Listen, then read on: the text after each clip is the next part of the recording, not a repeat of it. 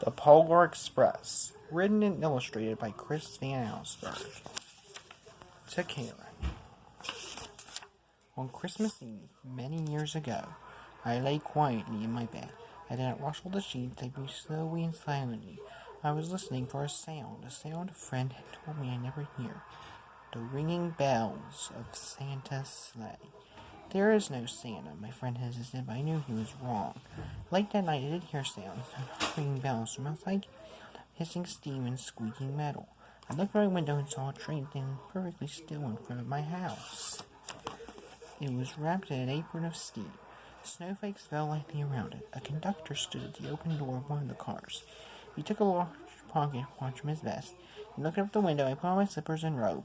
I tiptoed downstairs out the door. "All aboard!" the conductor cried out. I ran up to him. "Well," he said, "are you coming?" "Where?" I asked. "Why, to the North Pole, of course," was his answer. "This is the Polar Express." I took his outstretched hand and he pulled me aboard. The train was filled with rich children, all in their pajamas and nightgowns. We sang Christmas carols and ate candies at nougat centers as white as snow. We drank hot cocoa as thick and rich as melted chocolate bars. Outside, the lights of towns and villages flickered in the distance. The Polar Express raced northward. Soon there were no more lights to be seen. We traveled through cold, dark forests, where wolves roamed and white-tailed rabbits hid trains that buttered through the quiet wilderness.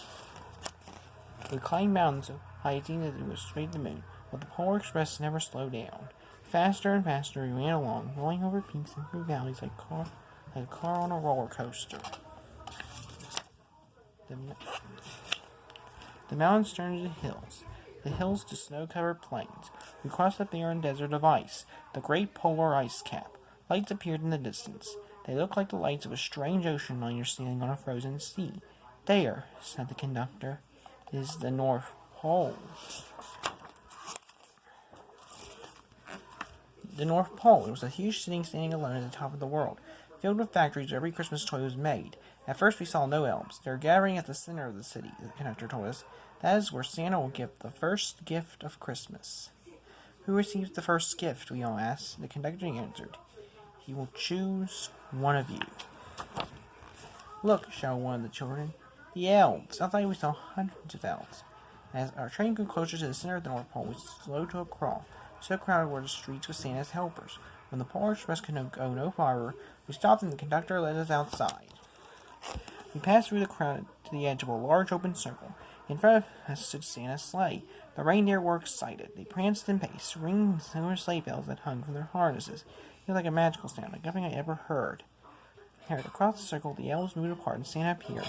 The elves cheered wildly. He marched over to us and said, he said, "Let's have this fellow here." He jumped onto the sleigh. The conductor handed me up. I sat on Santa's knee and he asked, "Now what would you like for Christmas?" I knew that I could have any gift I could imagine, but the thing I wanted most for Christmas was not inside Santa's giant bag.